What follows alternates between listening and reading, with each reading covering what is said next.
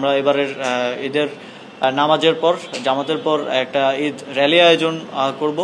আনন্দ মিছিলের পরবর্তীতে আমাদের একটা সাংস্কৃতিক অনুষ্ঠানেরও আয়োজন থাকবে। বাণিজ্য মেলার যে পুরাতন মাঠ আছে সেখানে এবার কেন্দ্রীয়ভাবে ঈদের জামাত অনুষ্ঠিত হবে এবং সেখানে ঠিক আমাদের যেভাবে গ্রামের ঈদগাহের পাশে ছোট করে মেলা থাকে, যেখানে বাচ্চারা কিংবা শিশু কিশোররা সেখানে কেনাকাটা করে এবং ঈদ উদযাপন করে, সেরকম মেলার আয়োজন থাকবে। কারো ঈদ যেন ঘরে বসে ঘুমিয়ে কিংবা টিভি দেখে না কাটে। প্রিয় নগরবাসী, আপনাদেরকে অগ্রিম ঈদ মোবারক।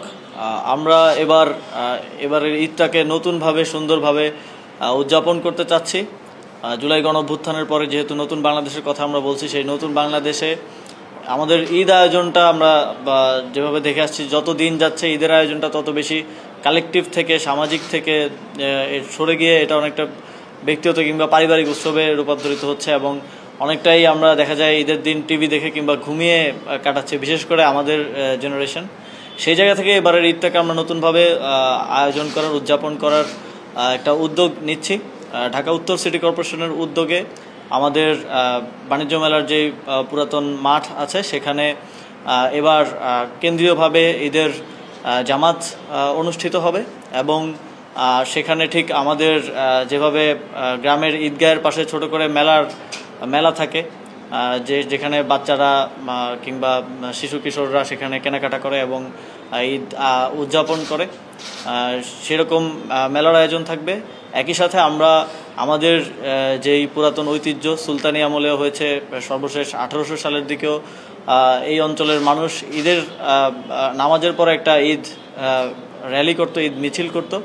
আমরা সেই ঐতিহ্যকে আবার রিভাইভ করতে চাই। আমরা এবারের ঈদের নামাজের পর জামাতের পর একটা ঈদ র্যালি আয়োজন করব, একটা বর্ণাঢ্য ঈদ আনন্দ মিছিল, এবং সেই আয়োজনে নগরবাসীকে আমরা আহ্বান জানাচ্ছি একসাথে আমাদের ঈদের আনন্দ ভাগাভাগি করে নেই, সবাই ঈদে একসাথে ঈদের নামাজ আদায় করি এবং যে ঈদ আনন্দ মিছিল, সেই আনন্দ মিছিলে অংশগ্রহণ করি এবং আনন্দ মিছিলের পরবর্তীতে আমাদের একটা সাংস্কৃতিক অনুষ্ঠানেরও আয়োজন থাকবে। সংস্কৃতি মন্ত্রণালয়ের সাথে আমরা সে বিষয়ে কথা বলছি।